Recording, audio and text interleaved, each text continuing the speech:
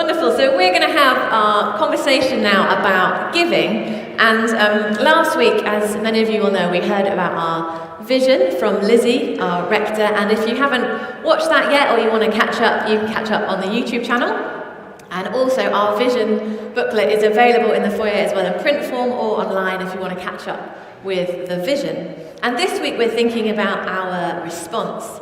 And we often talk about responding to that in three different ways: praying, serving, and giving. And today we're thinking particularly about giving, hopefully in a practical way, in a conversational way that's not just one person talking, but us sharing our experiences. So in case you haven't met me, I'm Eve, clergy team here, and the clergy lead at St. George's. And I'm joined today by Keith, our treasurer, and Jack, our finance intern. Give them a round of applause.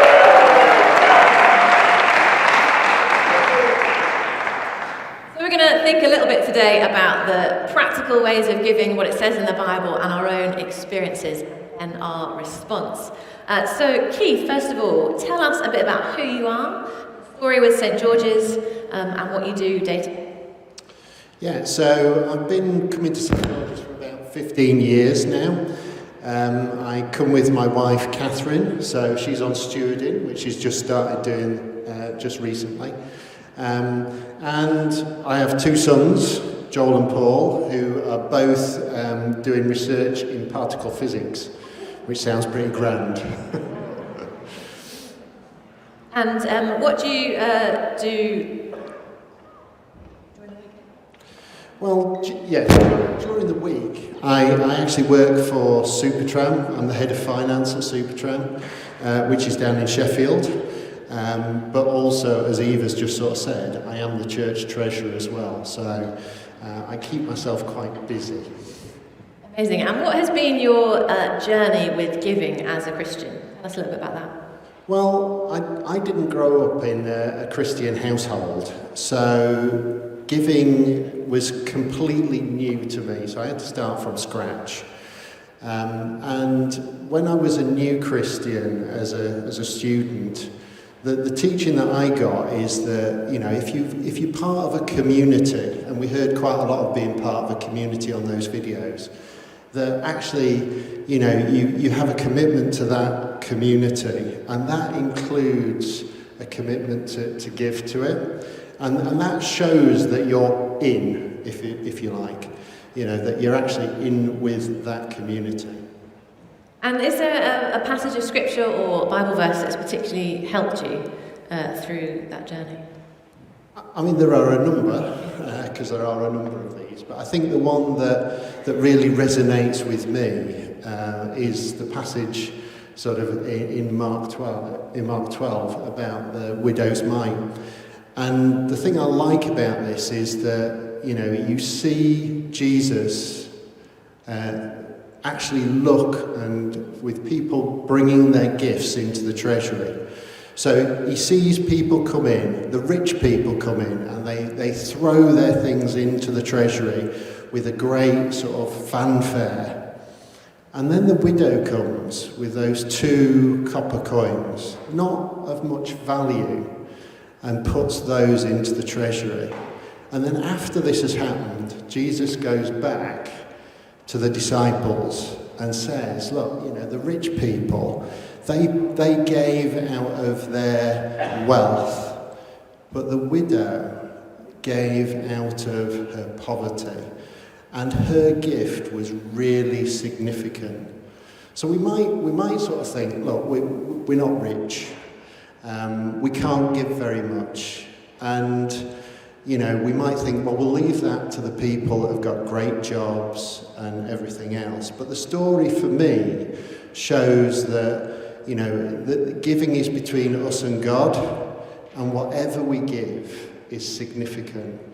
And again, as we've heard before, that if everybody gave a little bit, that would be transformational. You know, and it's just that thing about it being personal between you and God.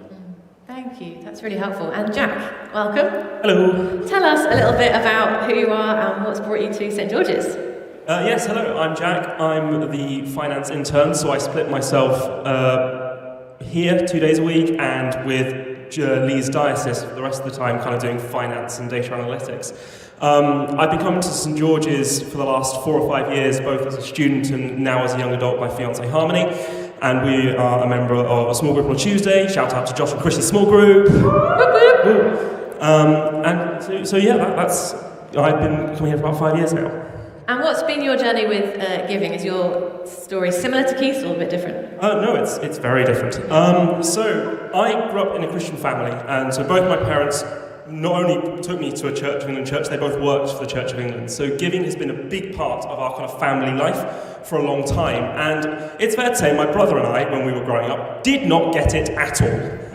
Why would you give? We could spend the money on us. We like nice food and video games. Why are we giving it to other people? It didn't make sense to us at all. And I had that mentality all through my childhood, in my teenage years, sixth form, until I got to university.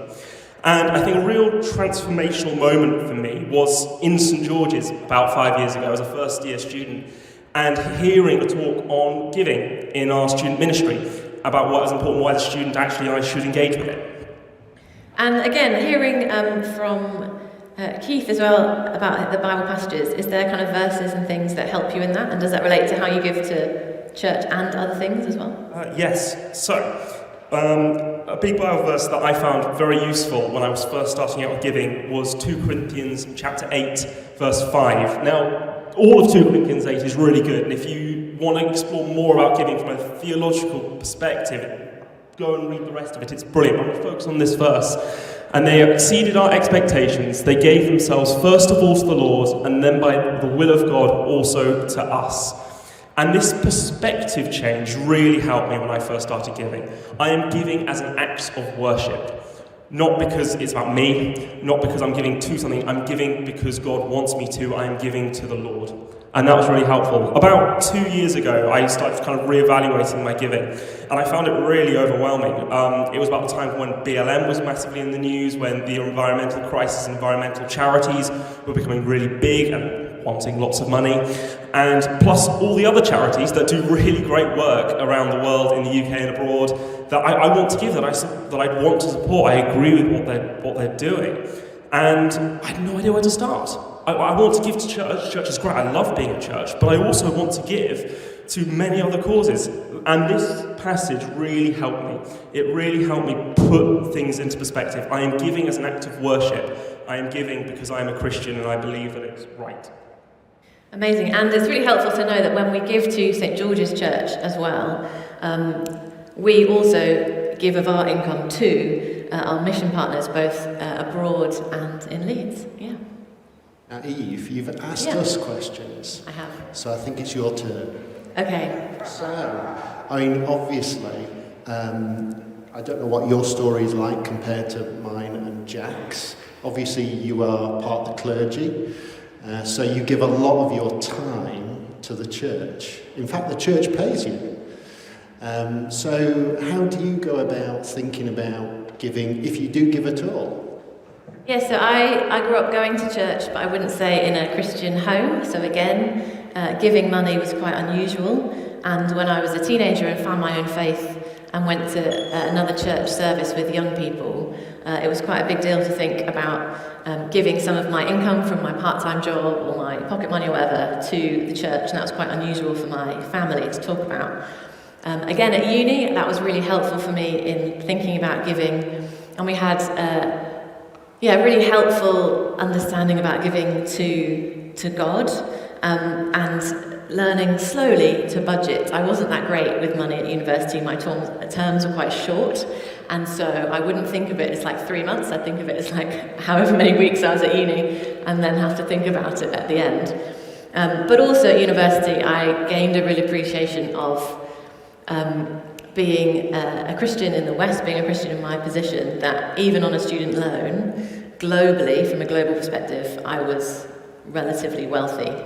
And to really think through what it looked like to call myself rich or poor in a global perspective, and knowing that some of our friends and brothers seeking asylum were on, £39 something a week. So some of that really put that into perspective. And giving became very empowering, that actually it's something that everyone can do, regardless of the amount, and it lets us sow into God's kingdom and into God's church. And when I became clergy, lots of people ask me or assume that because we give time, we don't give any money. And I do give money. And coming out of university and starting to budget was when that really became very clear for me with a Bible passage. We've been talking about passages that are key for us. And one of mine is 1 Chronicles 29, when King Solomon has been preparing to build the temple for worship in the Old Testament, and David is having the collection to get all the finances and resources together. And in verses 11 and 14, David prays, "Yours, Lord," if you have grown up in the Church of England, you might know this as a prayer. "Yours, Lord, is the greatness and the power and the glory and the majesty and the splendour, for everything in heaven and earth is yours. Everything comes from you, and we only give to you what comes from your hand in the first place." So I had this really strong sense of everything is God's that He's given me. So my money is not my own, even my stipend, which is given to clergy to release the time to serve the church. So I've always given. And I was just thinking earlier, we were singing "Fully Letting Go, Surrendered to Your Ways." And again, I was like, oh, that means obviously our hearts and our wills, but what about my finances? And it's always challenging. That's my story. It was a kind of decision I had to make on my own, I suppose, to do that. And so we might be thinking now, we're getting the kind of understanding of why we give, that it's worship, that it's sowing into the community. But it's challenging. Some of us might be thinking, I've got questions. What does this look like for me? So Keith, what's been the most challenging thing for you about giving? I think the most challenging is starting. Yeah. How do you start? Where do you go? Do you need to see somebody? Do you have to fill in a form? And it seems a bit of a barrier to get over. But I think in my story, obviously I started giving when I was a student. And then it sort of continued from there. But I think that thing about how do I start is really challenging. And so at St. George's, if we've got people here today who want to review their giving or start giving, how do they do that? Well, you could go to our website. So hopefully it's going Something will come up on the screen. So if you go to the website and you go on there and you do /give, it will take you to various sections on the website. And there are 3 ways you can do this. Number 1 is you can set up a standing order. So everybody's hopefully got sort of online banking now, so it's fairly easy to do. Go on there. The details of the church bank account are on the website, or they're on the back of the vision booklet, or there are some cards that are scattered around by these baskets as well to actually know what those are. So that's the best way and the easiest way. The second way is if you've got a bank card, you could also go onto the website and you could actually give either a one-off or a regular giving. The only thing with that is there is a transaction cost for it. I don't really like transaction costs. Fees. We don't like those. Yes, you can do that, and that's great. And then the third way is obviously you could give in cash, but we don't tend to do too much of that in the service. But there are some giving stations at the back which are again electronic. But the best way is a standing order because it's regular, and particularly as the treasurer, I know what's coming in and it's helpful. Okay. And while we're talking about practicality, shall we quickly talk about gift aid? Yes, gift aid. Would you like to Gift declare aid. gift aid? What does that mean, Gift Keith? What does it aid. mean? Right, well, gift aid, so you can fill in a form. So I said there was forms. Yeah. There is a form. There isn't just one, there's some at the back. But normally what happens with gift aid is if you're working and you pay tax, if you sign up to gift aid, then the church can claim back the tax that you've paid into the treasury, into the government. So it's well worth doing, and for every £1 that you give, obviously we can reclaim 25p. So what I would encourage you to do, if you are able and if you pay tax, sign up to Gift Aid. It's really straightforward. You don't have to do it on regular giving. It could be one-offs. Sign one form and it covers all the gifts. And it's very satisfying for you, isn't it, and the team to tot up Gift Aid. Because 25p a pound is good. It's very satisfying. And I quite like the government paying us the money back as well. Yeah, because often people think that churches get funding from the government, or people go into cathedrals and think this must be government funded. It's not. Everything we do as a church is funded by giving, both to us and the national church. Jack, what's been the most challenging thing for you in terms of giving, as we were talking about? Well, when I first started giving, I think the most challenging thing for me was actually knowing whether I could afford to give. As a student, even though I was a financial student, I didn't know what I was doing with money, to be brutally honest. I knew I got some money in from my student loan, yes. It then got spent pretty much entirely on food and like nice things, and then I had some money left at the end. It was great, but that had to last me till Christmas, and October's always really long and expensive, so I don't know what I'm doing with money. And so, how do I give from that? Well, the first thing I did, rest assured, there is a way out of this, you've got to start budgeting. No, don't panic. I saw the panic, those of you who got flashbacks to GCSE maths. Budgeting is easy. It takes you 5 minutes. Here's what you do. You take the money you make, you take the money you spend, and the difference between them is how much you've got at the end. There you go, you've done a budget. It's that easy. And once you've got that money at the end, you can then know how much to give. So the first thing I did when I looked at it, and I was a student, I didn't have very much money, I gave £5 a month. That's all I could afford to give. And then as I got a little bit more confident with giving, as I did my year in industry and earned a bit more money, I gave a little bit more. This year, I'm an intern, I don't get paid to do this. I don't have any money, so I don't give very much this year. I give a little bit, but not very much. And I review it often. Giving's a skill. It's the best way to think about it. When the first time you give, it feels really awkward. It's really uncomfortable. You have 100 questions. What am I doing? I don't get this. This feels like I'm just giving money away. Why am I doing this? And the more you give, the more you practice giving, the easier and more confident you become in what you're doing. Like with anything, really. Yeah, I found that, and I found at university, I was challenged to slowly start thinking even more broadly that with the money coming in, part of my budget became giving, or like thinking first about what would my gift be. True story, as I was we were preparing this, and then I spoke with the 10:30 congregation last week, because we talk about one-off gifts or regular giving for Gift Day. And so I'm praying about what I should be doing and things. And a couple of weeks ago, I got a gift through some family of some money.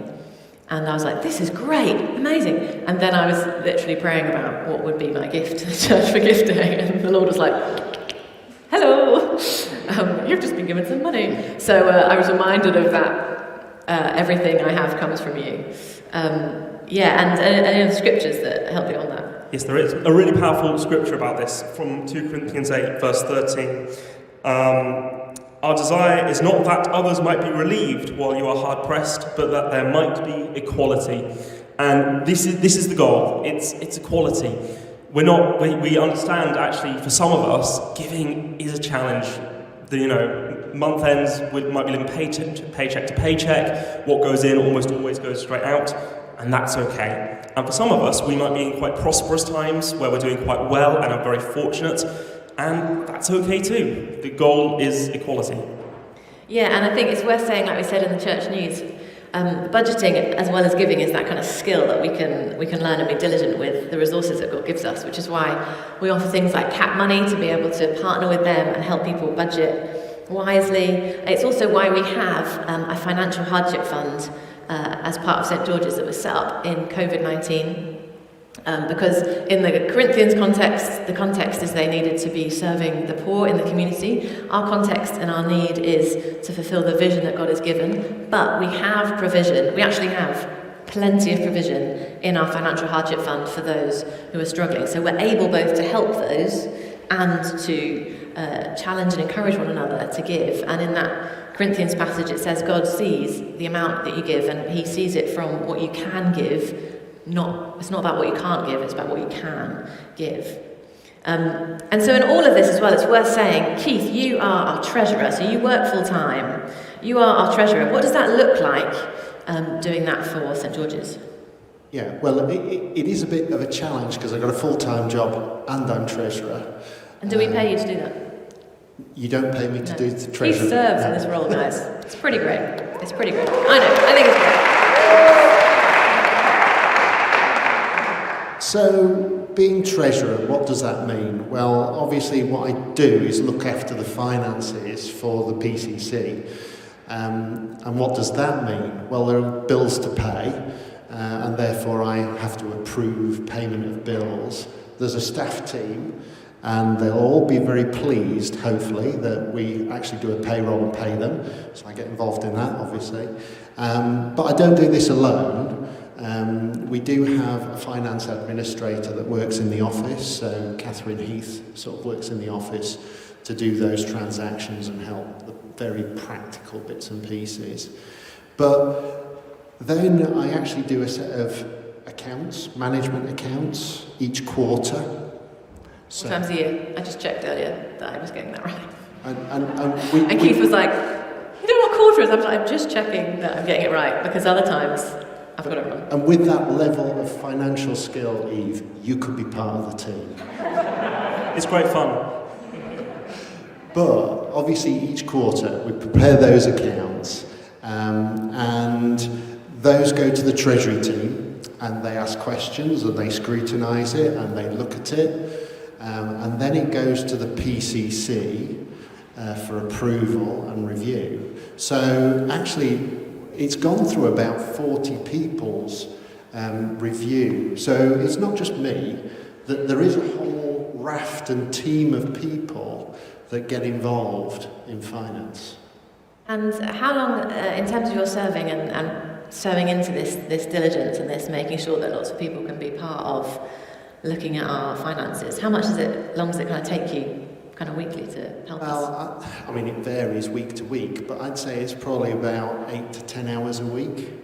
Now that's the normal stuff, and then if I'm doing the quarter end, or I'm doing a budget, which I do annually, or the year end accounts, which I'm trying to do now, that's a little bit more.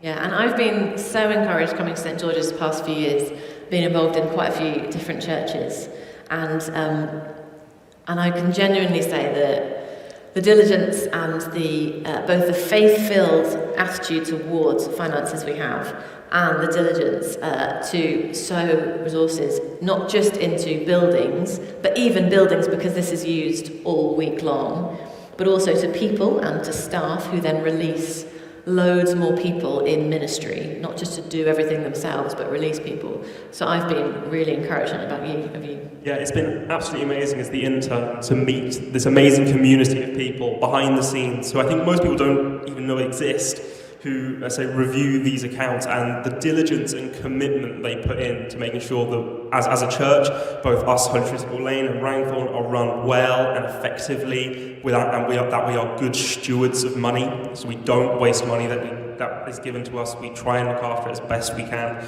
It's been really encouraging. That's really cool. And thinking about your role as treasurer, what have you learned during your time, not just about money, because you already knew quite a lot about that, that's why we asked you to do it, but about God and how God operates?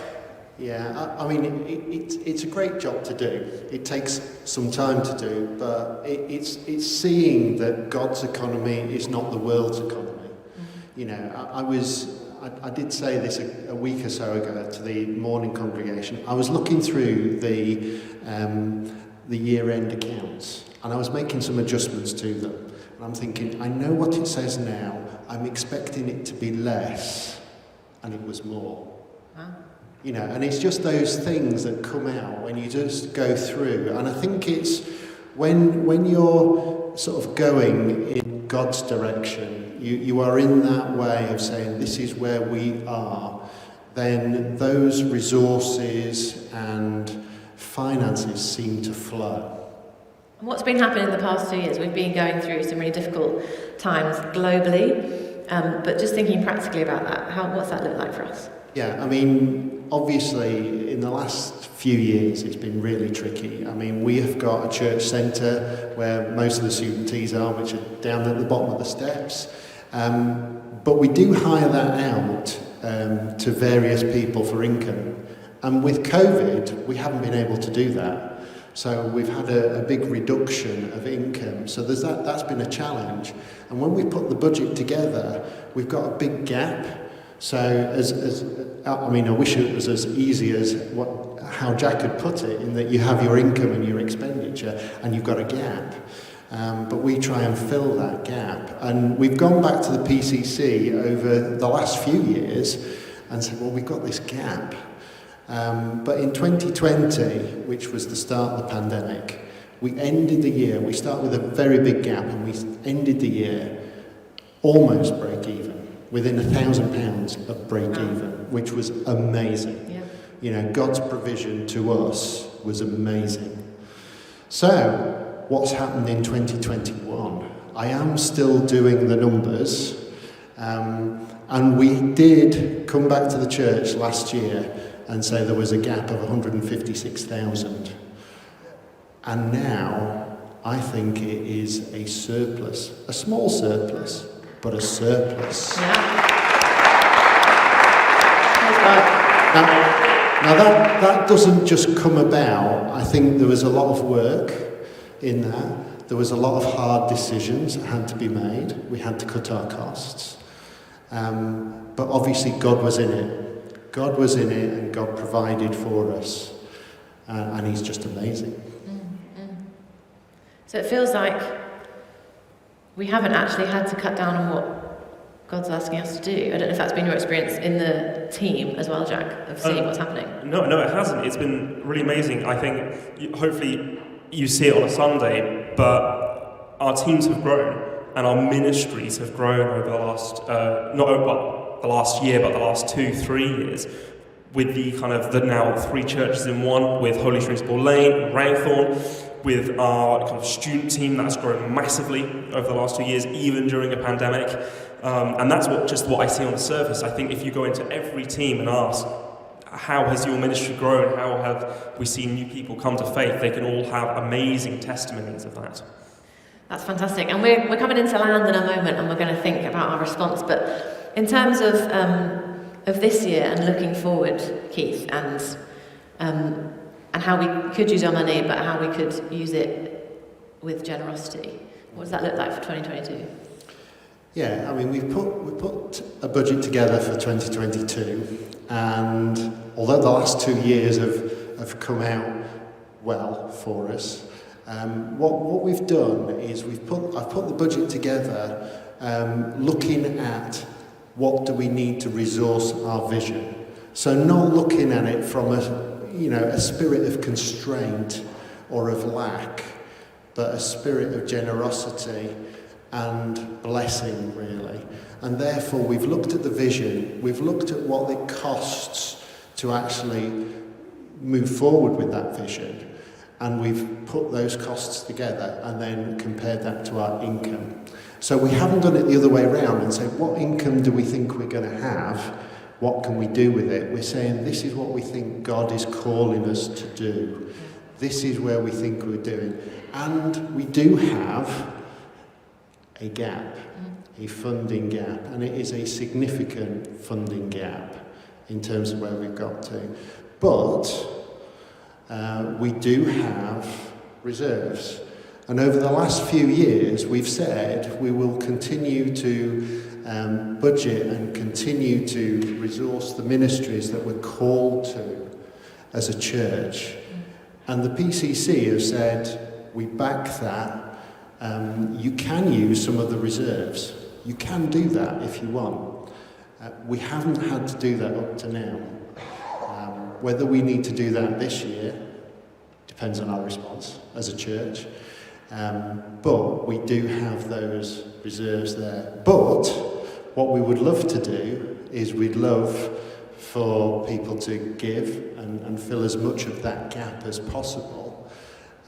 Because we want to use those reserves for, capital projects, And although tonight it's really hot in here, Praise the Lord, because it could be very cold otherwise. But things like the heating, the lighting. But the other thing that we want to do as well is we want to see God's kingdom grow. And obviously we want to do church plants, and we want to bless church plants. So we would like to reserve or keep as much of those reserves as possible for those things. Yeah. Wonderful. Thank you so much to both of you for having this conversation and for being upfront and talking about it. Thank you to Keith and Jack.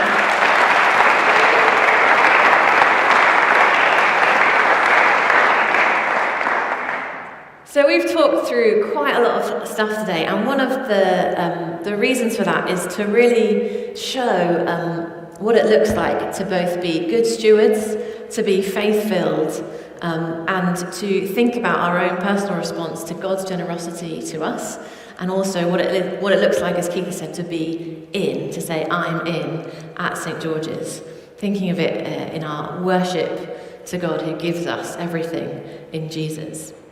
And so we're going to think about the ways to respond now. As we said at the beginning, if you are visiting, if this is your first time, sit back, think about what that is maybe in the church that you belong to, or think about what it might mean to belong to St. George's. But if you are part of St. George's, if you've been here for a while and you don't give yet, or you want to review your giving, this is our opportunity to do that now. And we have given everyone in the building tonight a response card that you will find on your seat or near you. And if you're online, this is on the giving page, but also there is an email address, gift@stgs.org.uk, that you can respond to.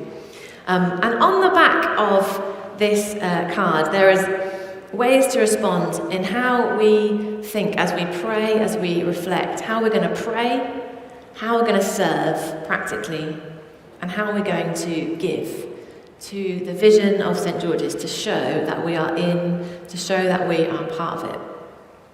There's also, as I said, this email address that you can also email intentionally to say, which I've already done, to say, this is what I'm going to do. And those emails and any financial information that we get on these cards only goes to Keith and to Catherine. That information is kept confidential for the finance department of U2. And the rest of the information we'll use in our ministry teams to help get people connected with praying and serving in St. George's.